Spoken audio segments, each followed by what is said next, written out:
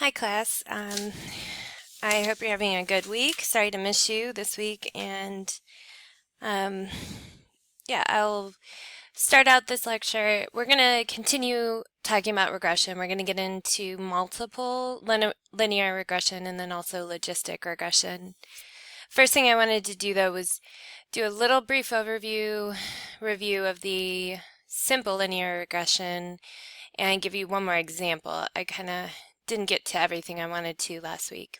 So the first thing to remember about regression is that our independent variables are there to describe our dependent variables, describe that relationship. So we're moving away from describing if there's a difference when we were doing our t-tests and our ANOVA, and moving past doing correlation, which just described how two things were related, how they were associated, to actually describing the nature of the relationship. So I'm going to do an example in SPSS. This is the data set birth weight and gestational age. It's on your SPSS data sets if you want to follow along. The analysis, so these are my variables are gestational age in weeks. That's my independent variable. And I want to see how that impacts the birth weight in grams.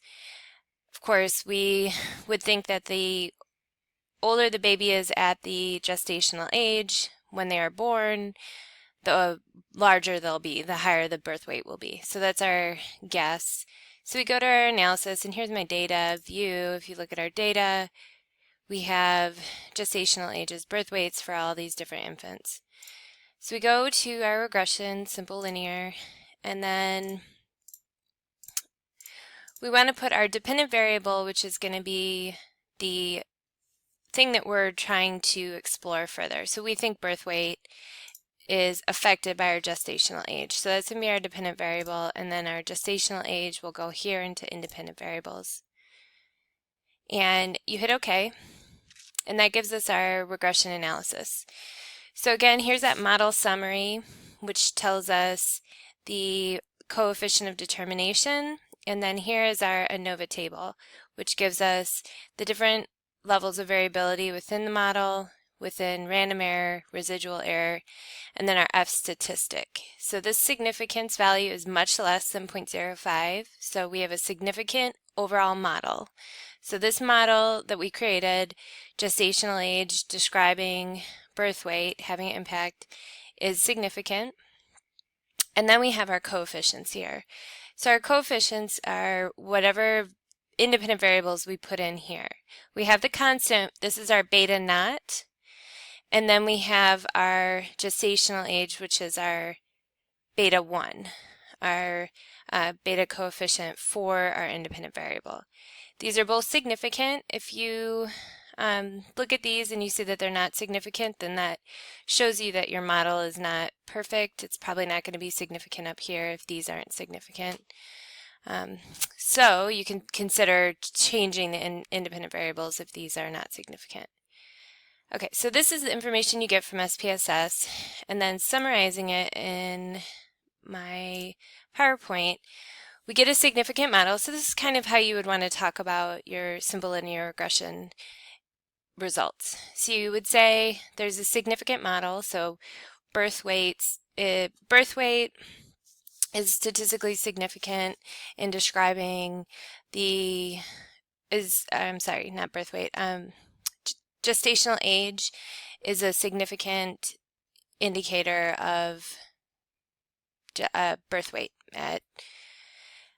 and that is a p less than 0.05. So that's one way. You can also describe it using the R-squared value, your coefficient of determination. So that's 65% of the 65% of the variation in birth weight can be described by gestational age. So that's pretty high. A lot of the variation in birth weight is described by how old the baby is. And then here's your model. So you'll get your model, and this is kind of how I would like you to write your full models up in your homeworks or in your final projects in the final. You have your your dependent variable, which is your birth weight, And then you get your beta naught coefficient. This is negative, which means that the x value, the regression line will cross the the dependent variable y line below the x-axis. And then here's our independent variable, our gestational age. The fact that this variable here is negative, the beta naught is negative, means that the x value will never equal 0, essentially. So the beta naught, you can interpret it as the birth weight when gestational age equals 0.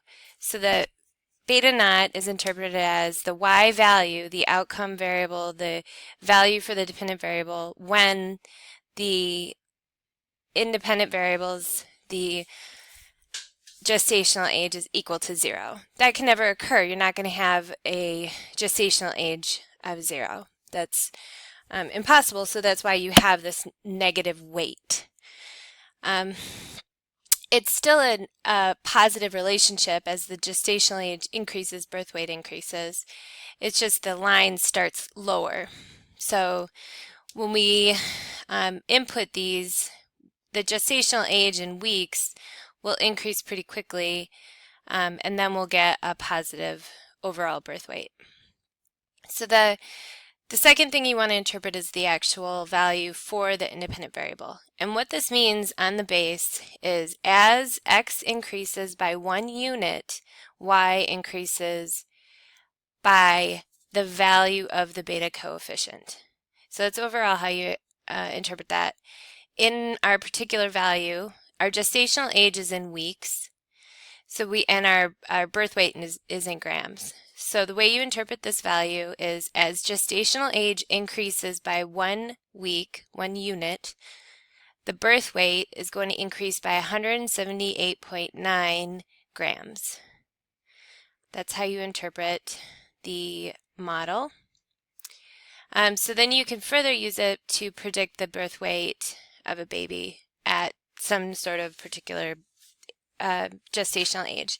I picked 40 weeks. That's almost that's 9 months, so it's almost ready for a natural birth. So we have that as the y.